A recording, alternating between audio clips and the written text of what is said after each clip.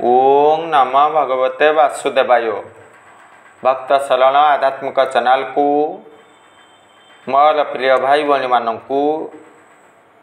गुरुजन मानू अनंत कोटि प्रणाम जली मु श्री भक्त वत्सल प्रधान आज आपण मानक पई सुंदर कहानीटे रही। जड़े कुंभार गध हीराखंड उपर आधारित प्रसंगटीए कहानीटीए आसतु जानिबा। सही कुंभार व्यक्तिटी माटी संग्रह करिया पई दूर दूरांतर को गमन करुथिले। बेले बेले वन मध्य प्रवेश करुथिले। मूल लक्ष्य कौन थिला? माटी संग्रह करिबी, माटीले कलश विभिन्न प्रकार द्रव्य निर्माण करिबी। एही भली प्रक्रिया सदा बेले चालुथिला। थरे सेही व्यक्ति माटी संग्रह करि सारिचंती। निजर गृह आड़ को प्रत्यागमन करुथिले। रास्ता रे देखिले गोटे अद्भुतमय पत्थर पड़ी। सर्वप्रथमे संग्रह कले। तापरे मन को आसिले यार मूल्य किछि नहीं, फिंगीदेले। जेतेबेले सेई पत्थर को फिंगीदेले सूर्य किरण पड़िला, चिकचिक मारिला। सेई व्यक्ति चिंतन कले वास्तव रे यही पत्थर दुर्लभ पत्थर, मोर आवश्यकता नहीं। ये पत्थर नहीं मु कौन करी? यही पत्थर खंड को मोर यही गध गलारे बांधीदेवी। गध पिठिले नितिदिन माटी संग्रह करती ना। तेणु से कुंभार व्यक्तिटी से हीरा खंड पत्थर रही ना। कुंभार व्यक्ति जानी नथिले। गध बेकरे बांधीदेले। गध पिठिले माटी रही। व्यक्तिटी चलुचंती, गध आगरे आगरे चलुथिला। इतिमध्य जड़े दुष्ट व्यक्ति यही अद्भुतमय घटना देखिले। मने मने चिंतन कले, अरे यही व्यक्तिटी मूर्ख। निश्चित भाव में बुद्धि प्रयोग करी यही हीराखंड को हरण करी नेबे, लुटी नेबे, हासिल करी। से व्यक्ति कुंभार व्यक्ति निकट को आसिले। भाई मु आपण को 10 टंका देवी, यही पत्थरटी मत प्रदान करिब। से कुंभार व्यक्ति कहले, ना जदि 50 टंका देव मु प्रदान करदेवी। कुंभार व्यक्ति जानी नथिले या हीराखंड। किछि बाट आगो को गले। पुनर्बार से व्यक्ति आसिले, मु 20 टंका देवी, ये पत्थरटी प्रदान करंतु। ना ना 50 टंका रे मु बिक्री करी।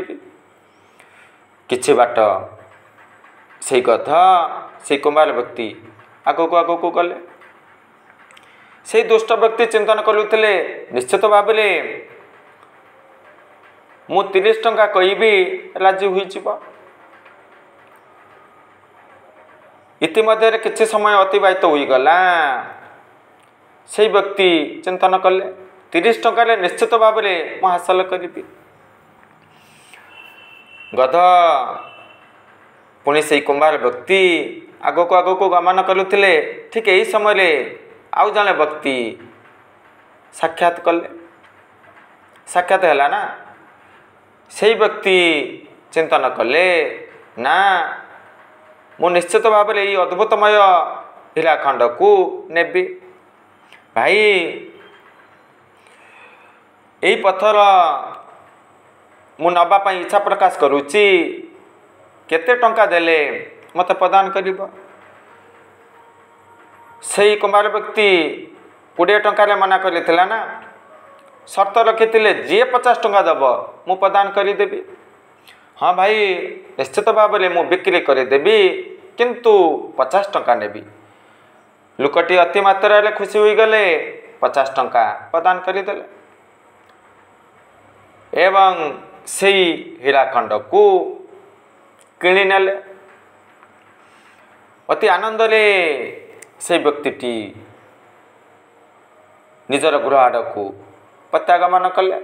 ଇତିମଧ୍ୟରେ ସେହି ଦୁଷ୍ଟ ବ୍ୟକ୍ତି ଚିନ୍ତନ କରୁଛନ୍ତି, ମୁଁ ଚେଷ୍ଟା କରିବି 30 ଟଙ୍କା ମାଧ୍ୟମରେ କିଣିବା ପାଇଁ, ଯଦି ରାଜି ନ ହୁଅନ୍ତି ତାଙ୍କର ସର୍ତ୍ତରେ ମୁଁ ରାଜି ହେବି, 50 ଟଙ୍କା ଦେଇଦେବି। ଆଉ ଏହିସବୁ ଚିନ୍ତନ କରି କରି ଯେତେବେଳେ ସେହି କୁମ୍ଭାର ବ୍ୟକ୍ତିକୁ ସାକ୍ଷାତ କଲେ, ଦୌଡ଼ି ଦୌଡ଼ି ଆସି ସାକ୍ଷାତ କଲେ, ଭାଇ ମୋତେ 30 ଟଙ୍କାରେ ଦେବ କି? ସେ ବ୍ୟକ୍ତି କହିଲେ, ମୁଁ 50 ଟଙ୍କାରେ ବିକ୍ରି କରିଦେଇଛି। ଲୋକଟି ଦୁଃଖ ପ୍ରକାଶ କଲେ, ଲୋଭରୁ ପାପ, ପାପରୁ ମୃତ୍ୟୁ ନା। ଆରେ ଏଡ଼େ ମୂର୍ଖ, ମାତ୍ର 50 ଟଙ୍କାରେ ହୀରାଖଣ୍ଡକୁ ବିକ୍ରି କରିଦେଲ। ଏହାର ମୂଲ୍ୟ ଲକ୍ଷ ଲକ୍ଷ ଟଙ୍କା। ଏଭଳି ଭୁଲ କାର୍ଯ୍ୟ କରିଲ। ଏତେ ମୂର୍ଖ କ'ଣ ପାଇଁ ଏଭଳି କାର୍ଯ୍ୟ କଲ?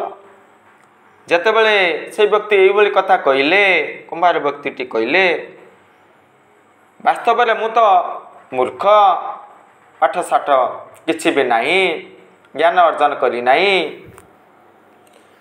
ତୁମେ ଏତେ ଜ୍ଞାନୀ ହୋଇ କ'ଣ ପାଇଁ ମୂର୍ଖ ପରି କାର୍ଯ୍ୟ କଲ? ତୁମର କିଛି ଲାଭ ହେଲା କି? ମୋର କ୍ଷତି ହେଲା, ଏହା ସହିତ ଆପଣଙ୍କର ମଧ୍ୟ କ୍ଷତି ହେଲା। ସେହି ବ୍ୟକ୍ତି ସତ୍ୱଗୁଣକୁ ଧାରଣ କରିଥିଲେ, ଯାହାଫଳରେ ସେହି ହୀରାଖଣ୍ଡକୁ ହାସଲ କଲେ। ତୁମର ଏତେ ଜ୍ଞାନ ରହି କିଛି ବି ଲାଭ ରହିଲା ନାହିଁ। ତେଣୁ ଦେଖନ୍ତୁ, ବାସ୍ତବରେ ଭଗବାନ ଆମକୁ ଦୁର୍ଲଭ ହୀରାଖଣ୍ଡ କରି ଧରାପୃଷ୍ଠକୁ ପଠାଇଛନ୍ତି, କିନ୍ତୁ ଆମ୍ଭେମାନେ ଏହି ସ୍ଥାନରେ ରହି ହୀରା ପରିବର୍ତ୍ତେ ହୀରାଖଣ୍ଡ ନ ହୋଇ ଲୁହାଖଣ୍ଡ ହୋଇଯାଉଛେ। ମନୁଷ୍ୟ ଦେହେ ଦିବ୍ୟ ଜ୍ଞାନ ଦେଖି ସନ୍ତୋଷ ଭଗବାନ। କୁକର୍ମରେ ଲିପ୍ତ ରହୁଛେ, ସତ୍ୱଗୁଣଠାରୁ ଦୂରେଇ ଯାଉଛେ, ଈଶ୍ୱର ମାର୍ଗୀ ନ ହୋଇ ସଂସାରମୁଖୀ ହେଉଛେ, ତମ ଗୁଣକୁ ଧାରଣ କରୁଛେ, କୁକର୍ମରେ ଲିପ୍ତ ରହୁଛେ। ମୁଁ ଧନୀ ହେବି, ସୁଖୀ ହେବି, ଆନନ୍ଦରେ ରହିବି, ଏହି ଭାବନା ଜାଗ୍ରତ କରୁଛେ, ଯାହାଫଳରେ ଦୁର୍ଲଭ ଜୀବନକୁ କୁମ୍ଭାର ବ୍ୟକ୍ତି ପରି ମୂଲ୍ୟାଙ୍କନ ନ କରି ନଷ୍ଟ କରୁଛେ। ଏହି କାହାଣୀରୁ ଆମ୍ଭେମାନେ ଏହିସବୁ ଶିକ୍ଷା ହାସଲ କଲୁ।